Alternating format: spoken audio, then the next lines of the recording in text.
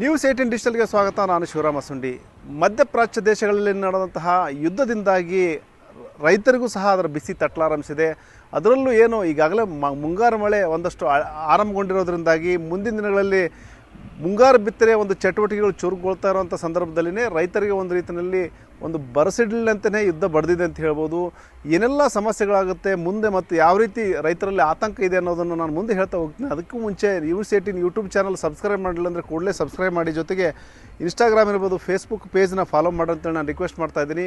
ಈಗೇನು ಮಧ್ಯಪ್ರಾಚ್ಯ ದೇಶಗಳ ಬಗ್ಗೆ ಹೇಳ್ತಾ ಇದ್ದೆ, ಇಲ್ಲಿ ಇರಾನ್ ಇರ್ಬೋದು, ಇರಾಕ್ ಇರ್ಬೋದು, ಅಮೇರಿಕಾ, ಈಗ ಇರಾನ್ ವರ್ಸಸ್ಸು ಅಮೇರಿಕಾ, ಇರಾಕ್ ಇತ್ಯಾದಿ ದೇಶಗಳ ನಡುವೆ ಏನು ಯುದ್ಧ ನಡೀತಾ ಇದೆ, ಅದರ ಪರಿಣಾಮ ಸಾಕಷ್ಟು ಇಡೀ ಭಾರತ ಅಂತಲ್ಲ ಇಡೀ ವಿಶ್ವದ ಮೇಲೇ ಆಗ್ತಾ ಇದೆ. ಅದರಲ್ಲೂ ಏನು ತೈಲ ಮೇಲೆ ಏನು ಅವಲಂಬಿತ ಆಗಿದೆ, ಏನು ಗಲ್ಫ್ ಕಂಟ್ರೀಸ್ ಮೇಲೆ ಏನು ತೈಲದ ಮೇಲೆ ಅವಲಂಬಿತ ಆಗಿರುವಂಥ ದೇಶಗಳಿಗೆ ದೊಡ್ಡ ಮಟ್ಟದಲ್ಲಿ ಹೊಡೆತ ಬೀಳ್ತಾ ಇದೆ. ಈಗಾಗಲೇ ಸರ್ಕಾರ ಏನು ಈ ತೈಲ ದರದ ಮೇಲೆ ಒಂದಷ್ಟು ಏನು ಸುಂಕನೂ ಸಹ ಕಡಿತ ಮಾಡಿದೆ. ಏನು ದರ ಏರಿಕೆ ಒಂದಷ್ಟು ಬಿಸಿ ತಡಿಲಿಯ ಒಂದು ಪ್ರಯತ್ನವಾಗಿ ಈಗ ಅಂದರೆ ಒಂದು ಕಡೆ ತೈಲ ಬೆಲೆ ಏರಿಕೆ ಒಂದು ಕಡೆ ಆದರೆ, ಮತ್ತೊಂದು ಕಡೆ ತೈಲದ ಕೊರತೆ, ಸಿಲಿಂಡರ್ ಕೊರತೆಯೂ ಸಹ ದೇಶದಲ್ಲಿ ವಿವಿಧ ಕಡೆ ಕಾಣಿಸ್ತಾ ಇದೆ. ಇದೆಲ್ಲದರ ನಡುವೆ ಮತ್ತೊಂದು ಒಂದು ಆಘಾತಕಾರಿ ಅಂಶ ಬೆಳಕಿಗೆ ಬರ್ತಾ ಇದೆ, ಅದೇ ಒಂದು ರಸಗೊಬ್ಬರದ ಕೊರತೆ. ಈಗಾಗಲೇ ಏನು ನಮ್ಮಲ್ಲಿ ಇರುವಂತಹ ಸ್ಟಾಕ್ ಬಿಟ್ಟರೆ ಉಳಿದ ಒಂದು ರಸಗೊಬ್ಬರಕ್ಕಾಗಿ ಮತ್ತೆ ನಾವು ಏನು ವಿದೇಶಗಳನ್ನೇ ಅವಲಂಬಿಸುವಂತಹ ಪರಿಸ್ಥಿತಿ ನಿರ್ಮಾಣವಾಗಿದೆ. ಹಾಗಾಗಿ ಈಗೇನು ಯುದ್ಧ ನಡೀತಾ ಇರೋದ್ರಿಂದಾಗಿ ಏನು ಹಾರ್ಮೋಜ್ ಜಲಸಂಧಿ ಏನಿದೆ, ಆ ಒಂದು ಜಲಸಂಧಿ ಮೂಲಕ ಏನು ಇವೆಲ್ಲವೂ ಸಹ ರಸಗೊಬ್ಬರ ಇರ್ಬೋದು ಇತ್ಯಾದಿಗಳು ಅಲ್ಲಿಂದನೇ ಹಾದು ಬರಬೇಕಾಗಿದೆ. ಇಲ್ಲಿ ಆ ಒಂದು ಜಲಸಂಧಿಯಲ್ಲಿನ ಇಕ್ಕಟ್ಟಿನಿಂದಾಗಿ ಸಾಕಷ್ಟು ಸಂಘರ್ಷಗಳು ನಡೀತಾ ಇರೋದ್ರಿಂದಾಗಿ ಅಲ್ಲಿಂದ ಒಂದು ಹಡಗುಗಳು ಬರೋದಿರ್ಬೋದು ಮತ್ತು ಸರಕು ಸಾಗಾಟದ ಅಲ್ಲಿ ಸಾಕಷ್ಟು ಏರುಪೇರಾಗ್ತಾ ಇದೆ. ಹಾಗಾಗಿ ಮುಂದಿನ ದಿನಗಳಲ್ಲಿ ರಸಗೊಬ್ಬರಕ್ಕೆ ದೊಡ್ಡ ಮಟ್ಟದ ತೊಂದರೆ ಆಗೋದು ಖಚಿತವಾಗಿದೆ. ಸಾಮಾನ್ಯ ದಿನಗಳಲ್ಲೇ ಇಲ್ಲಿ ಏನು ರಸಗೊಬ್ಬರದ ಕೊರತೆಯನ್ನು ನಾವು ಭಾರತದಲ್ಲಿ, ಅದರಲ್ಲೂ ಕರ್ನಾಟಕದಲ್ಲಿ ನಾವು ಕಾಣೋದನ್ನು ನಾವು ನೋಡಿದ್ದೀವಿ. ಹೀಗಿರಬೇಕಾದ್ರೆ ಈ ರೀತಿಯ ಒಂದು ಯುದ್ಧದ ಕಾರಣದಿಂದಾಗಿ ಮತ್ತಷ್ಟು ಸಮಸ್ಯೆ ಜಟಿಲಗೊಳ್ಳುವಂತಹ ಆತಂಕ ಇದೆ. ಯಾಕಂದರೆ ಈಗ ಬಿತ್ತನೆ ಇಲ್ಲ, ಹಾಗಂತೇಳ್ಬಿಟ್ಟು ನಾವು ಇದೇ ರೀತಿ ಸುಮ್ಮನೆ ಕೂಡೋಕ್ಕೂ ಆಗಲ್ಲ. ಯಾಕಂದರೆ ಈಗಾಗಲೇ ಉತ್ತರ ಕರ್ನಾಟಕದ ಬೇರೆ ಬೇರೆ ಕಡೆ ಈಗ ಮಳೆ ಆಗ್ತಾ ಇದೆ. ಮತ್ತು ಇನ್ನೂ 1 ಅಥವಾ 2 ಮಳೆ ಬಂದಲ್ಲಿ ಉತ್ತರ ಕರ್ನಾಟಕದಲ್ಲಿ ಮುಂಗಾರು ಬಿತ್ತನೆ, ಅಲ್ಪಾವಧಿ ಬೆಳೆಗಳ ಬಿತ್ತನೆ ಮಾಡುವಂತಹ ಕಾರ್ಯ ಆರಂಭಗೊಳ್ಳುತ್ತೆ. ಹೀಗಿರಬೇಕಾದ್ರೆ ಈಗ ಗೊಬ್ಬರದ ಕೊರತೆ ಇದೆ, ಅದು ದೊಡ್ಡ ಮಟ್ಟದಲ್ಲಿ ರೈತರನ್ನ ಬಾಧಿಸೋದು ಖಚಿತ ಅಂತ ಹೇಳ್ಬೋದು. DAP ಮುಖ್ಯವಾಗಿ ಬಿತ್ತನೆಗೆ ಬೇಕಾಗಿರೋದು DAP ಇರ್ಬೋದು, ಪೊಟ್ಯಾಶ್ ಇತ್ಯಾದಿಗಳು ಈಗ ಸದ್ಯಕ್ಕೆ ಅಲ್ಪ ಪ್ರಮಾಣದಲ್ಲಿ ಲಭ್ಯ ಇದೆ. ಮತ್ತು ಯೂರಿಯಾ, ಆ ಒಂದು ಯೂರಿಯಾ ಕಚ್ಚಾ ಸಾಮಗ್ರಿನ ಸಹ ನಾವು ತೈಲದ ತೈಲೋತ್ಪಾದನಾ ರಾಷ್ಟ್ರಗಳಿದ್ದಾವೆ ಅಲ್ಲಿ ಆ ದೇಶಗಳ ಮೇಲೇ ಅವಲಂಬಿತ ಆಗಿದೆ. ಮತ್ತು ಹಾರ್ಮೋಜ್ ಜಲಸಂಧಿ ಅಂತ ಹೇಳಿದೆ, ಅಲ್ಲಿ 1/3 ಭಾಗದಷ್ಟು ಪ್ರಮಾಣ ಅಲ್ಲಿಂದನೇ ಆ ಒಂದು ಜಲಸಂಧಿಯ ಮೂಲಕನೇ ಹಾದು ಬರುವಂತಹ ಅನಿವಾರ್ಯತೆ ಇದೆ, ಅಂದರೆ ರಸಗೊಬ್ಬರ.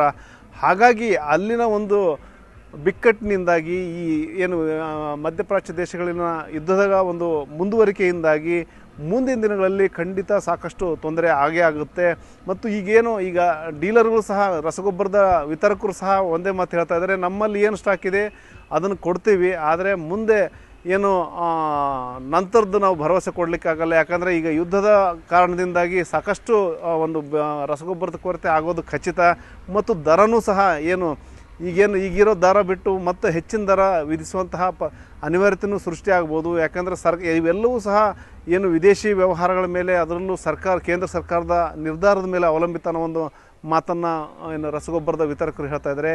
ಹೀಗಾಗಿ ರೈತರು ಸಹ ಪ್ಯಾನಿಕ್ ಆಗಿದ್ದಾರೆ, ಏನು ಮಾಡ್ಬೇಕನ್ನೋ ಒಂದು ಚಿಂತಾಜನಕ ಸ್ಥಿತಿಯಲ್ಲಿದ್ದಾರೆ. ಈ ಸದ್ಯ ಪರಿಸ್ಥಿತಿ ಒಳಗೆ ಹ್ಯಾಂಡ್ ಟು ಮೌತ್ ಇದೆ sir fertiliser. If the war will continue ಮುಂದೆ ಕಂಟಿನ್ಯೂ ಆದರೆ ಸರ್ ಇದರ ಇಫೆಕ್ಟ್ ಆಗುತ್ತೆ ಸರ್ ಅಗ್ರಿಕಲ್ಚರ್ ಸೆಕ್ಟರ್ ಮೇಲೆ. ಅಷ್ಟು ಈಸಿಲಿ ಇದು ಬೇಗ ಮುಗಿದಷ್ಟು ಒಳ್ಳೆಯದಂತ ನಮ್ಮದು ಅಭಿಪ್ರಾಯ ಸರ್. ಸೊ ನೋಡೋಣ ಸರ್, ಮುಂದೆ ಅದು ಇಂಪೋರ್ಟ್ ಮಾಡಿಕೊಂಡು ಏನಾದರೂ ಮಾಡ್ಬೋದು, ಅಥವಾ ಇಂಡಿಜಿನಿಯಸ್ ಪ್ರೊಡಕ್ಷನ್ಗೆ ಪ್ರಿಫರೆನ್ಸ್ ಕೊಡ್ಬೋದು ಅನ್ಸುತ್ತೆ ಸರ್. ಎಲ್ಲ ರಾ ಮೆಟೀರಿಯಲ್ಸ್ ಯಾವುದೂ ಇಲ್ಲ ಸರ್ ಈಗ ಸದ್ಯ ಮಟ್ಟಿಗೆ. ಈಗ ಇಂಪೋರ್ಟ್ ಆಗ್ತಾ ಇಲ್ಲಲ್ಲ ಸರ್, ಇಂಡಿಜಿನಿಯಸ್ ಪ್ರೊಡಕ್ಷನ್ನೇ ಇದಾಗಿಬಿಟ್ಟಿದೆ ಸರ್, ಎಫೆಕ್ಟ್ ಆಗಿದೆ. DAP ಇಲ್ಲ ಸರ್, ಯೂರಿಯಾನು ಎಫೆಕ್ಟ್ ಆಗುತ್ತೆ ಸರ್, ಕಾಂಪ್ಲೆಕ್ಸು. ಸದ್ಯ ಇದೆ, ಬಟ್ ಜೂನ್ ಜುಲೈಯಲ್ಲಿ ಇದೇ ಕಂಟಿನ್ಯೂ ಆದರೆ it will have the different impact, ತೊಂದರೆ ಆಗುತ್ತೆ. ಹಾಂ, ಸಮಸ್ಯೆ ಆಗ್ಬೋದು ಸರ್. ಅದಕ್ಕೆ ರೈತರು ಇವಾಗ ಪರ್ಚೇಸಿಂಗ್ ಸ್ಟಾರ್ಟ್ ಮಾಡಿಬಿಟ್ಟಿದ್ದಾರೆ. ಅದು ಏನಾಗ್ತಾ ಇದೆ, ಈಗ ಹೆಂಗೆ ಗ್ಯಾಸು, ಫರ್ಟಿಲೈಸರ್, ಇದು ಪೆಟ್ರೋಲ್, ಡೀಸೆಲ್ ಸಿಗ್ತಾಯಿಲ್ಲ ಅಂತೇಳಿ ಆ ಥರ ವಿಚಾರ ಮಾಡ್ತಾ ಇದ್ದಾರೆ. But government will take any alternative measures for that. ಏನಾದರೂ ವಿಚಾರಗಳನ್ನು ಮಾಡ್ಬೋದು ಸರ್. ಆರ್ಗ್ಯಾನಿಕ್ ಫರ್ಟಿಲೈಸರ್ಸ್ ಬೂಸ್ಟ್ ಮಾಡ್ಬೋದು ಸರ್, ಅದು ಗೌರ್ಮೆಂಟ್ ಆಫ್ ಇಂಡಿಯಾ. ಅಥವಾ ಇಂಡಿಜಿನಸ್ ಏನಾದರೂ ಮಾಡ್ಬೋದು ಸರ್, ಆಲ್ಟರ್ನೇಟಿವ್ ಏನು ಹುಡುಕ್ಬೋದು ಸರ್ ಗೌರ್ಮೆಂಟ್ ಆಫ್ ಇಂಡಿಯಾ. ಸದ್ಯ 8-35 ಸರ್, ಬಟ್ ಈ ವಾರ್ ಕಂಟಿನ್ಯೂಸ್ ಮುಂದುವರೆದ್ರೆ ಜೂನ್ ಜುಲೈಗೆ ಇಫೆಕ್ಟ್ ಆಗ್ಬೋದು ಅನ್ಸುತ್ತೆ ಸರ್. ಈಗ ಭೂಮಿಯನ್ನು ನಾವು ಈ ಜಿಲ್ಲೆಯಲ್ಲಿ ಹದಗೊಳಿಸಕತ್ತೇವೆ. ಈಗ ನಾವು ಸಾಕಷ್ಟು ಗೊಬ್ಬರ ಅಂಗಡಿಯಲ್ಲಿ ಕೇಳಿದಾಗ ಈಗ ಎಷ್ಟು ಸ್ಟಾಕ್ ಐತೆ ಅಷ್ಟೇ ರೀ, ಮತ್ತು ನಾವು ಉಳ್ಕಿದ್ದು ನಮಗೇನು ಮುಂದಿನ ಸ್ಟಾಕ್ ಬಗ್ಗೆ ನಮಗೆ ಮಾಹಿತಿ ಇಲ್ಲ, ಮತ್ತು ಬರ್ತದೋ ಬರೋದಿಲ್ಲ ಅನ್ನೋದು ನಮಗೆ ಕನ್ಫರ್ಮ್ ಇಲ್ಲ. ಹೀಗಾಗಿ ನಾವು ಮುಂಗಾರು ಬಿತ್ತನೆ ಇನ್ನೊಂದು ತಿಂಗಳದೊಳಗೆ ಮುಂಗಾರು ಬಿತ್ತನೆ ಶುರು ಮಾಡ್ತೇವೆ. ಅದಕ್ಕೆ ನಾವು ಕೇಂದ್ರ ಸರ್ಕಾರಕ್ಕೆ ಏನು ಕೇಳ್ಕೊಳ್ಳೋದಂದ್ರೆ, ರಾಸಾಯನಿಕ ಗೊಬ್ಬರಗಳಾದ ಜೈ ಕಿಸಾನ್ ಮತ್ತು ಯೂರಿಯಾ ಮತ್ತು ಏನೇನು ಮುಂಗಾರು ಬಿತ್ತನೆಗೆ ಏನೇನು ಬೇಕು ರೈತರಿಗೆ ಅವನ್ನ ಅನುಕೂಲ ಮಾಡಿಕೊಡ್ಬೇಕಂತೇಳಿ ಕೇಂದ್ರ ಸರ್ಕಾರಕ್ಕೆ ಈ ಅಡ್ವಾನ್ಸ್ ಆಗಿ ಈ ರಾಸಾಯನಿಕ ಗೊಬ್ಬರಗಳನ್ನು ಸ್ಟಾಕ್ ಮಾಡ್ಕೋಬೇಕು. ಇಲ್ಲಾಂದ್ರೆ ಇದು ಒಂದು ಈ ಯುದ್ಧದ ಕಾರ್ಮೋಡದಂಗೆ ಇಲ್ಲಿ ರೈತರಿಗೂ ಅದೊಂದು ದೊಡ್ಡ ಸಮಸ್ಯೆ ಆಕತಿ ಮುಂದಿನ ದಿನಮಾನದಾಗ. ಅದು ಗೊಬ್ಬರದ ಹಾಹಾಕಾರ ಆಗಿ ಮುಂದೆ ಹಿಂದೊಮ್ಮೆ ಗೋಲಿಬಾರ್ ಆಗಿತ್ತವ ಗೊಬ್ಬರದ ಸಂಬಂಧ. ಅದೇ ಥರ ಈ ದೊಡ್ಡ ಪ್ರಮಾಣದಾಗ ದಂಗೆ ಆಕತಿ.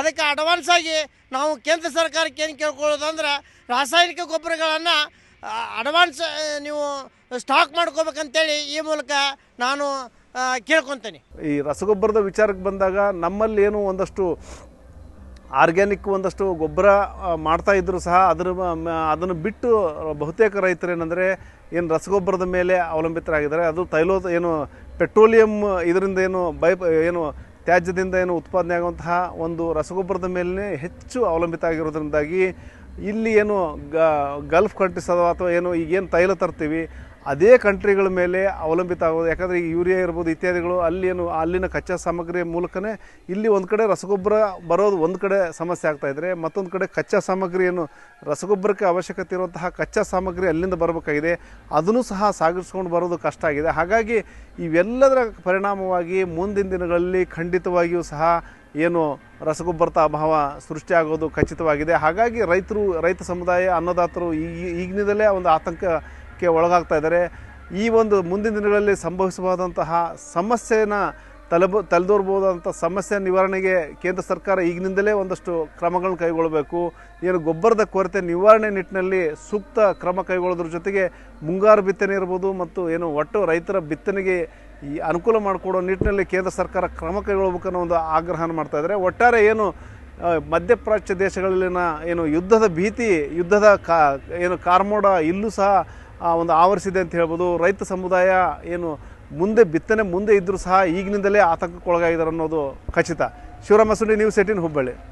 ನಿರ್ಭೀತ, ನಿಷ್ಪಕ್ಷಪಾತ, ವಿಶ್ವಾಸಾರ್ಹ ಸುದ್ದಿಗಳಿಗೆ ಮತ್ತೊಂದು ಹೆಸರಾಗಿರುವಂತ ನ್ಯೂಸ್ 18 ಕನ್ನಡ ಈಗ ಆಪ್ನಲ್ಲೂ ಲಭ್ಯವಿದೆ. ದಯವಿಟ್ಟು ಇಲ್ಲಿರುವಂತ QR ಕೋಡ್ ಸ್ಕ್ಯಾನ್ ಮಾಡಿಕೊಂಡು ಆಪ್ ಡೌನ್ಲೋಡ್ ಮಾಡೋದಕ್ಕೆ ಮರಿಬೇಡಿ. ನಿಮ್ಮ ಬೆಂಬಲ ಹೀಗೆ ಸದಾ ನಮ್ಮೊಂದಿಗಿರಲಿ. ಧನ್ಯವಾದ.